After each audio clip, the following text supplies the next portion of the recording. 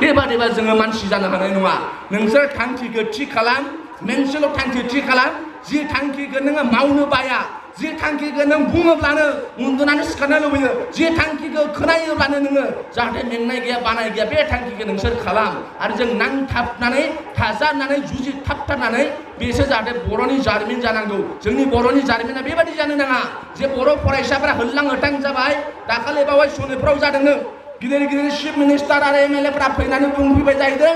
अंकुचिता बादि जानांगौ होननानै गोबां जोंनि गोजौ फरायसालिनि फरायसाफोरा लेखाखौनो फरायला जाहैदों सानफ्रामबो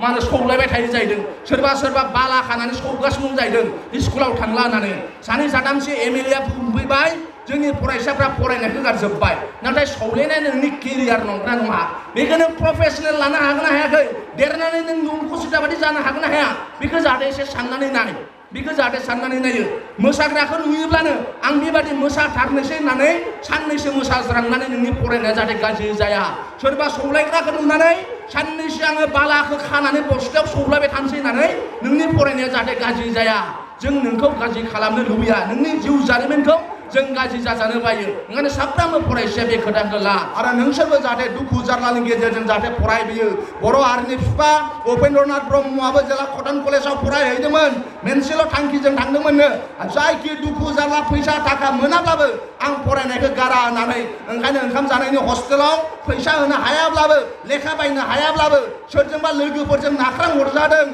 मास्टारफोरजों थिनहरजादों थांफिनदों नों क'क्राझाराव नों फरायनो हाया नोंनाव फैसा गैया बिजाब